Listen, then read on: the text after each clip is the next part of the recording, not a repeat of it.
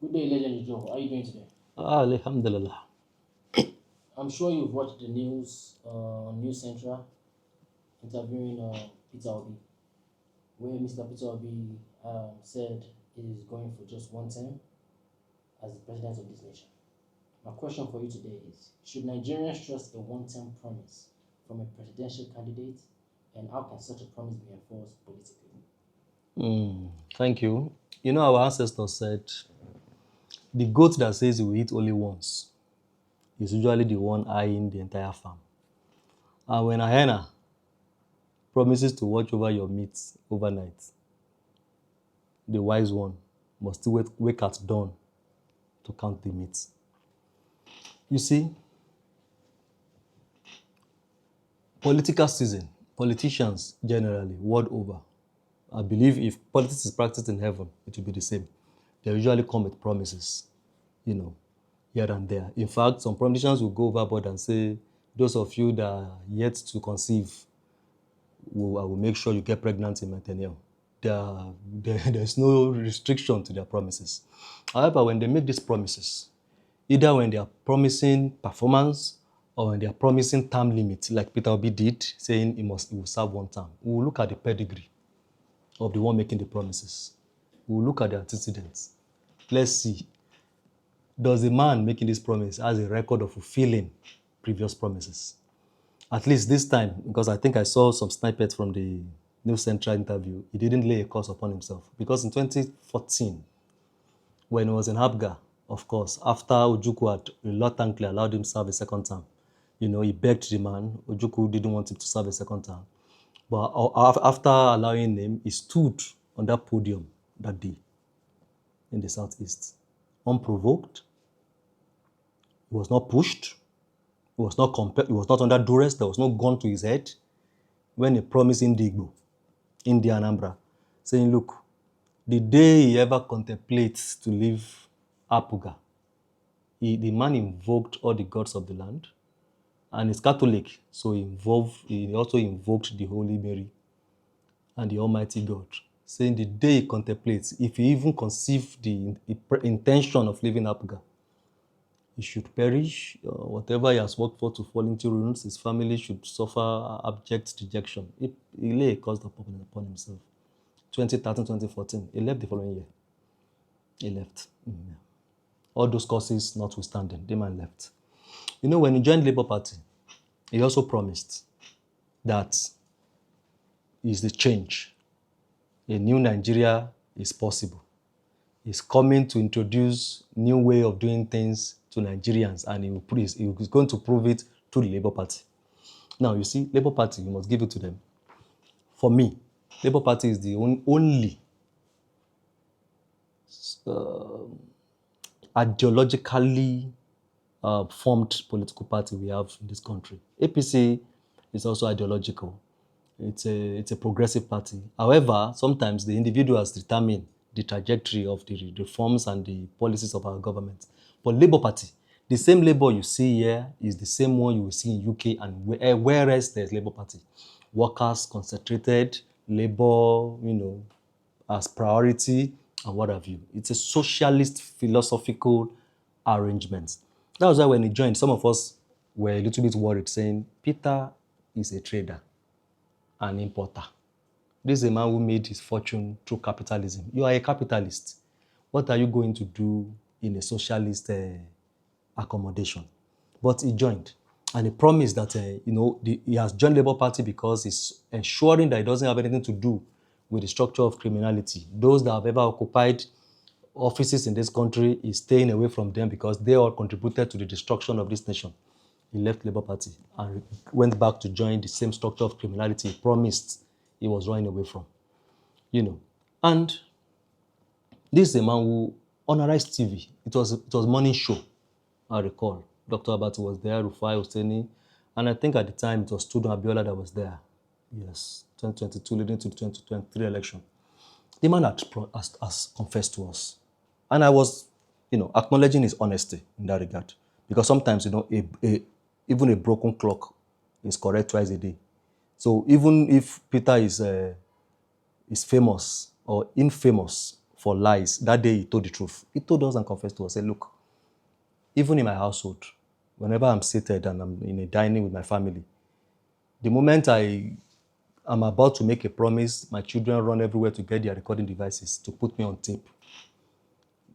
Then in shock, he will ask that, what's happening here? And then they reply, no, you have an habit of not keeping to your promises. We want to record you now so that the next time we'll play it to you that instead of, so you won't lie to us that you didn't say it. So now it's getting me worried because I'm now bothered if the man is suffering, if what we're witnessing here is early signs of dementia. You have shown us clearly, and we have applauded your honesty, that you are a man that is not given to keeping your promise. And this is a man that also came to tell us that his wife, even if he confirms his wife is seeing another man, he will not be bothered. So his wife does not even trust him enough. Because for a woman to go astray, it means that sometimes it is the promises you have assured her as a man, the husband, the father of the house, you are not keeping it, then she has to seek happiness elsewhere. But you, knowing that you are likely going to be the fault, you are likely going to be the dramatis personnel here, you have to listen to faith and allow her to be promiscuous. Now, when he joined ADC, he assured us that he has joined the coalition because the coalition must present one candidate, and they are committed, they are together in that cause of presenting one candidate against the incumbent. What happened? He left.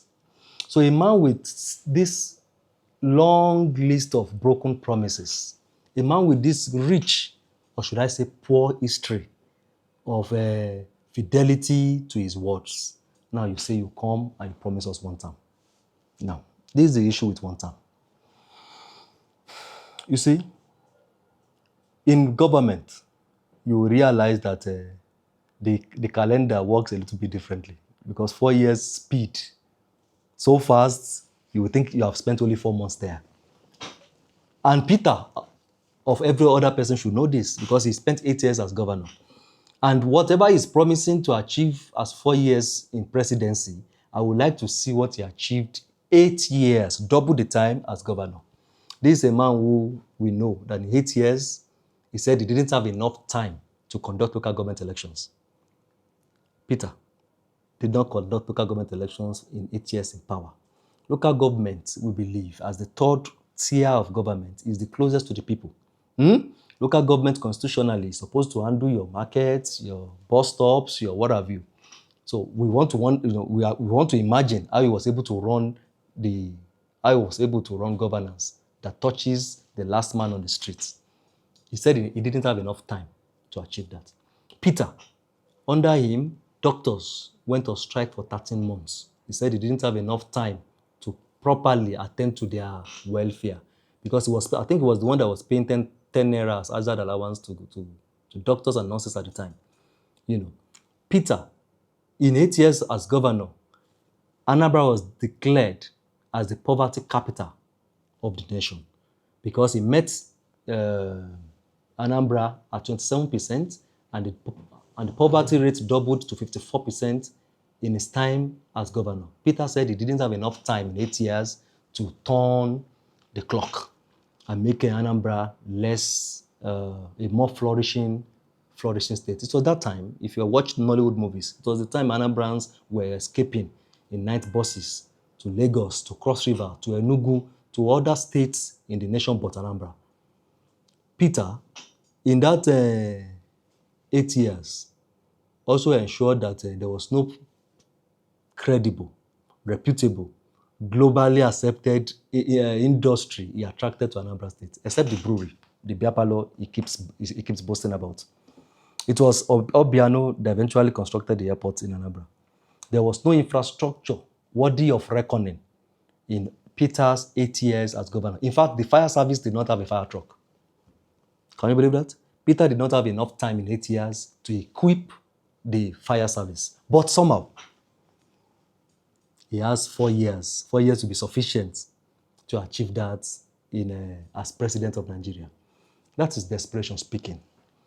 Those are the words of a man who would do anything to, men, we promise a lot of things. We can promise heaven and earth when we want to achieve anything. If you ever seen a man who is sexually starved and he approached a lady, he can in fact, he will even tell you just the tip. What Peter is doing here is telling us just the tip. And as men, you would know that nobody stops at the tip. You eventually go 6 inches, 8 inches down. Now, this is my fear. As a student of history, every leader that ended up becoming a sit-tight dictator also promised either one term or promised transition or promised a few years in power. You see, Uganda, any Ugandan that was born between 1985, 1986 and now has known only one leader, Yoweri Museveni. But when Yoweri Museveni came into office, he said the problem of Africa, this is his quote, verbatim, the problem of Africa in general and Uganda in particular is not the people, but leaders who want to overstay in power. Appearing to the people that, look, I have come to serve very short stints, get things in order, stabilize the system, and leave. 40 years after, he's not overstaying in power yet. Fidel Castro of Cuba, Fidel Castro even said, I have no ambition of becoming president. Just like Peter has always been saying, I'm not desperate to become president, I'm desperate to see Nigeria work. Fidel Castro said no. Fidel, who never had any ambition of becoming president, served almost 50 years in office. Putin, you're Putin here, the one in Russia, Putin said, I'm against the changing of constitution because you have to change the constitution to allow more terms for a sitting president. At that time, Russia had a limit on the number of terms a sitting president can run, right? So to continue running, you have to change the constitution. So Putin promised them, I have no interest in changing the constitution. It's been there now. I think this is the 4th or 5th term. Hosni Mubarak of Egypt. Hosni said, initially, he presented himself as a cautious transitional figure after the assassination of Sadat, and then he said the people are the permanent power. That is, I'm here at the behest of the people. And when the people says, look, then he served 30 years, eventually. Despite the cries, despite the protests of the people, the man sat tight in office. Paul Biya, we all know Paul Biya of Cameroon. Paul Biya, when he succeeded Amadou in 1982, he said, I bring you a new deal. Just like Peter is saying, I'm bringing you a new Nigeria. Paul Biya said, I'm bringing you a new deal. And he campaigned all through that period as one who is going to abide by the constitution, as one who is going to do things in order, as one who has only come to stabilize, Cameroon. He's been there for over 4 decades. And we have our own famous Robert Mugabe. Robert Mugabe said in his early years of independence, he said, I'm not a dictator. I'm not a dictator. The people are my masters. He ended up serving 37 years. Even Yakubu Gowon here. Yakubu Gowon was promising election almost every 6 months. Then he keeps moving it till he spent 9 years in office. Same for IBB. IBB also said he was a reluctant leader. He was promising transition every now and then till he spent 8 years. And the election eventually reluctantly held in 1993. He still annulled it. Abacha. In fact, when Abacha took over, his cabinet was provisional, giving the impression that, look, we are here only for a while. He promised MKO, when MKO paid the visit, saying, no, we just want to keep things in order for you, ensure that the military is calm before we hand over to you. It's you, Najibi, you won the election. Abacha ended up spending almost 5 years there and was planning to transit into a civilian leader where he would become our own Paul Biya. Peter, he already told us Abacha is his mentor because he said Abacha, according to him, he ranks over all the democratic leaders we've ever had and the democratic activists. So as Abacha as his mentor, he is only following the footsteps of his leader. Abacha made him something important. So I think he owes Abacha, his eternal debt of gratitude because perhaps he made most of his fortune under Abacha. Correct. So what you are saying is, one is no one who is known to be a serial liar. He fails, he reneges at his promises at any given point. He's one who has proven that even 8 years is not enough when he was governor of Anambra, and he has now proven that he's following in the style of known and renowned dictators, where they promise limited time, they promise short stint, and they end up staying eternally. It's desperation, and Nigerians are wiser than that. You will not win.